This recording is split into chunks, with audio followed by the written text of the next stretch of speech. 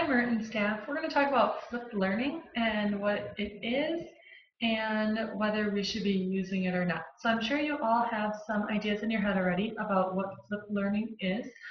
Maybe you think it is just kids watching videos at home and then coming to school and doing stuff. Maybe you think it's just putting kids in front of a computer at school and letting them learn at their own pace from watching something on the computer.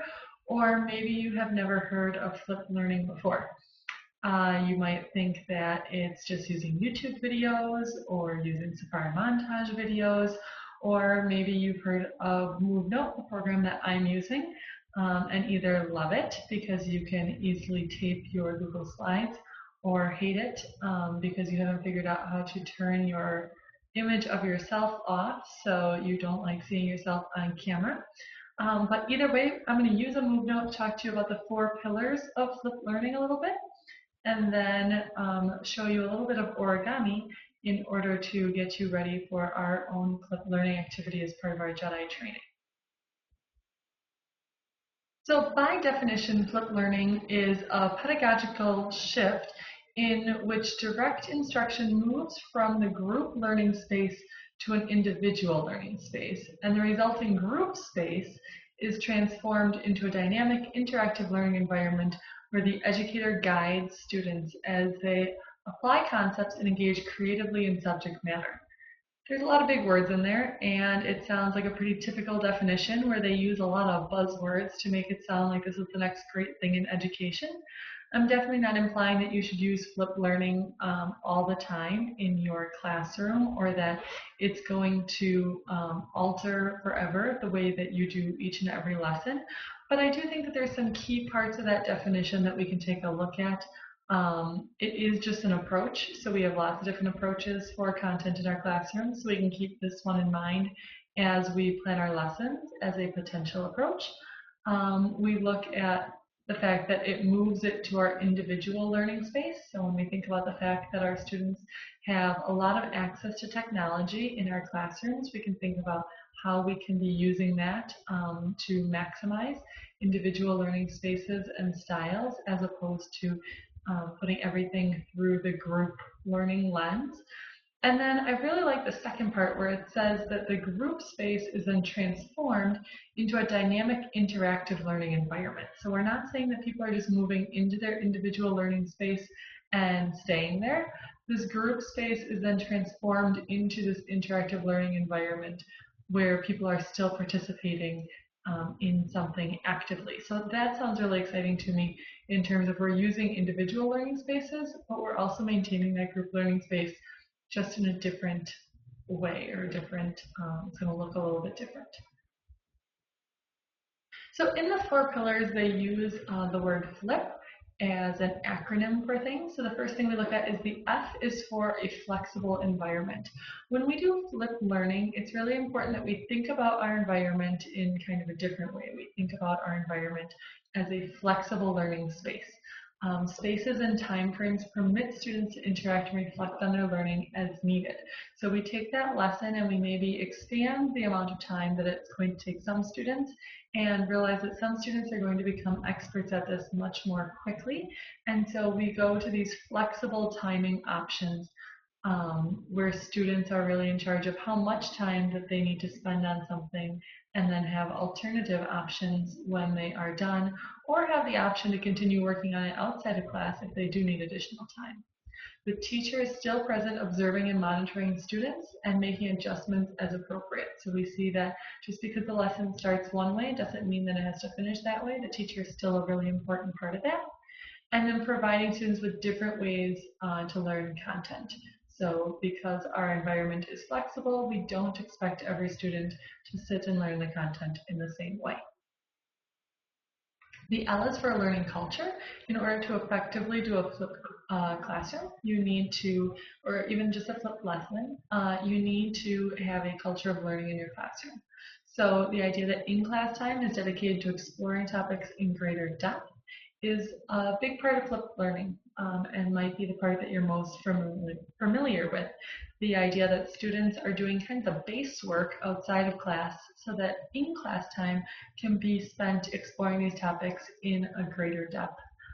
or creating really opportunities for your students, experiences for your students that they wouldn't have at home doing their homework. So kind of this idea that they can do the basic learning at home so that we can provide them really rich experiences at school.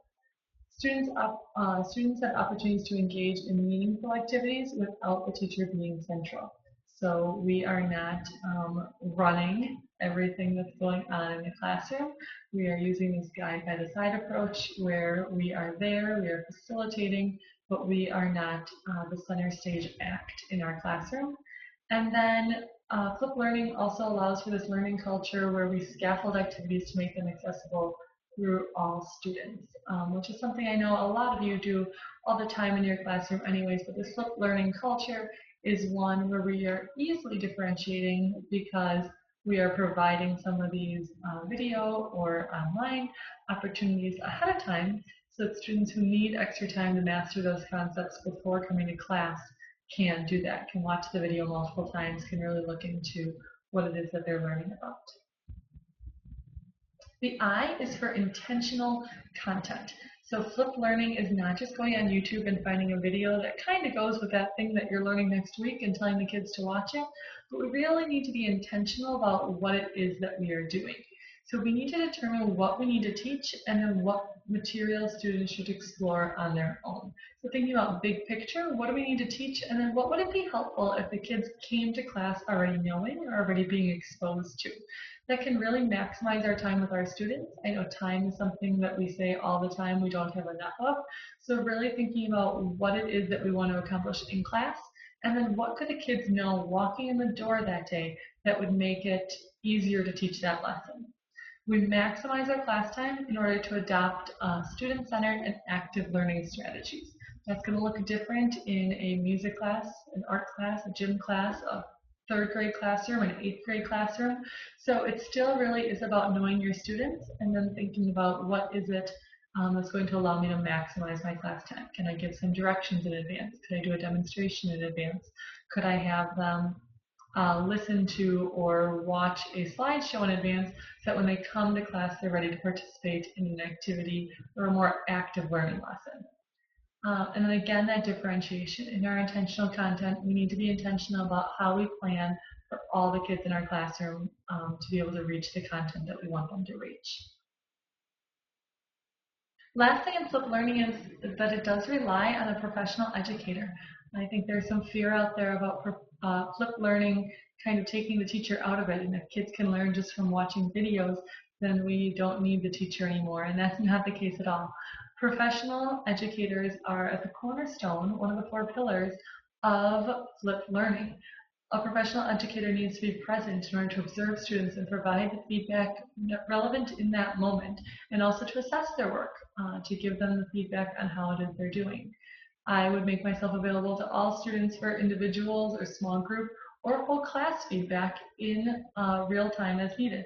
So if I was doing a flipped learning lesson, it might be that I need to stop the whole class at some point and go over something if it seems like they've all missed a concept. Or that's a great time for me to go, student A, C, and F need to come over for a small group because I see that they're going to need a little extra support in this topic. Professional educators in flipped learning do take on a less visibly prominent role.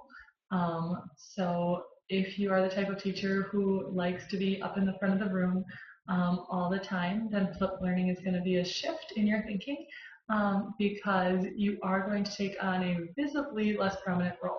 Your role in the classroom is not actually less important, but visually when somebody looks at your classroom, it's going to look like you aren't running your classroom in the traditional sense. And so that might be something that you need to work through in terms of using flipped learning. So now we're going to try a little bit of flipped learning. In just a little bit, we are going to do, you're going to have an option of which Star Wars origami project you're going to make.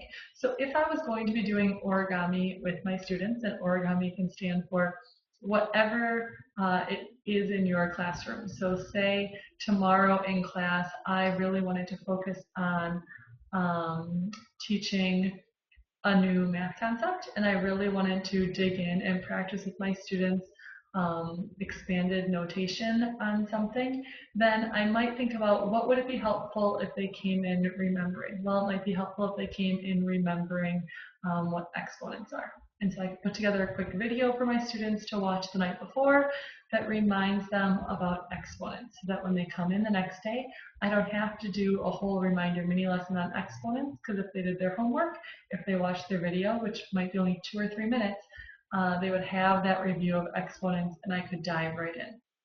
So whatever content you would be working to teach, you can think about how flipped learning would apply to it. I'm going to use origami as my general content today, as just an experience that we can have so that you could see how it would work out.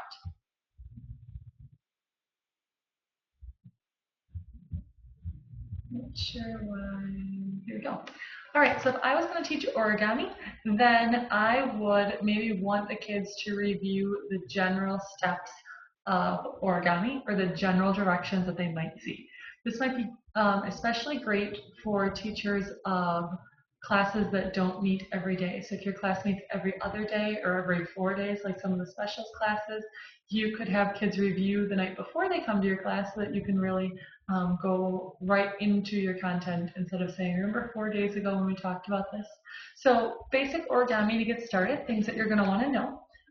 When you see the arrow on the page for a mountain fold, it's just bringing the edges together. And all of our origami is done with a square, so it's not going to matter hot dog or hamburger style. So bringing the edges together and creasing. Valley fold, you end up with a fold on the top.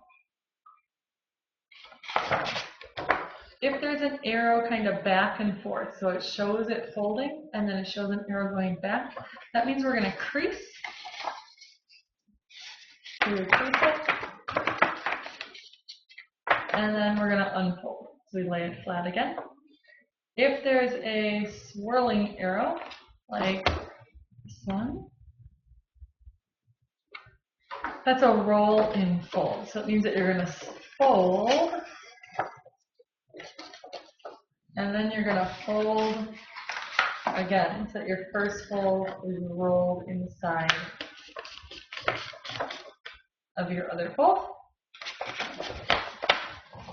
Here we have another wiggle. That's going to be a pleat. So we're going to fold it in, and then we're going to fold it back out. So when you look from the side, you see kind of the same shape that was shown in the directions.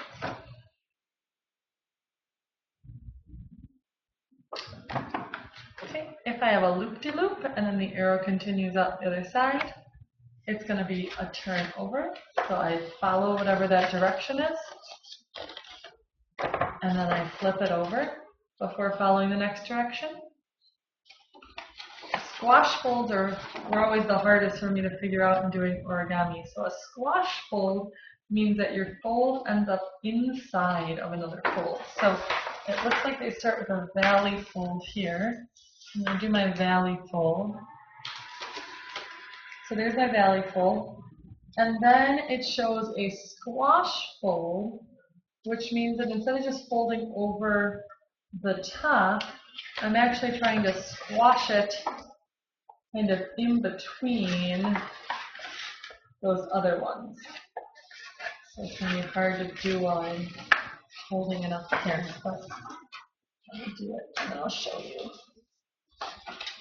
So if this is what it looked like originally in a squash fold, I'm not just folding it over the top, I'm squashing it in there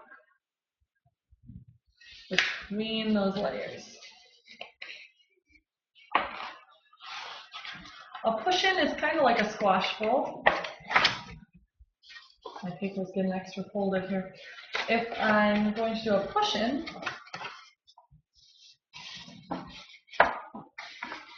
then I have a point, and I want to push it into the other part. So let me get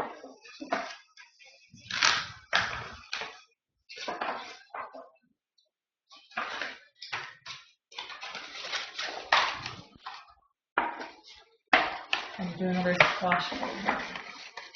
Okay, so this is my triangle, and then a push in is going to be pushing this into the top instead of just folding it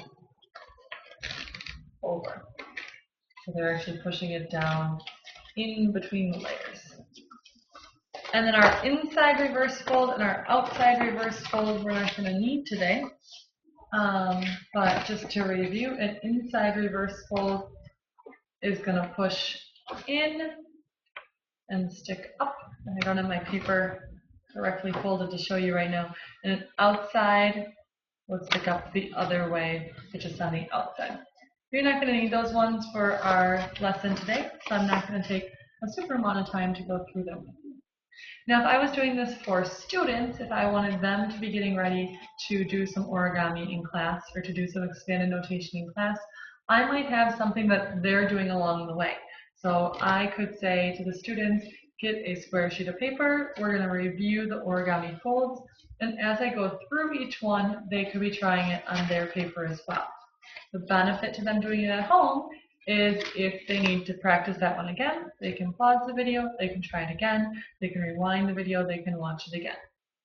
Okay, so I will share this move note with you on our Google Classroom, so that if you want to watch how I do any of those folds again or look at what those directions mean, you can go back and do the same thing that our students could do and rewind and watch again. But we're going to try some flipped learning, which means I'll also be around to assist you.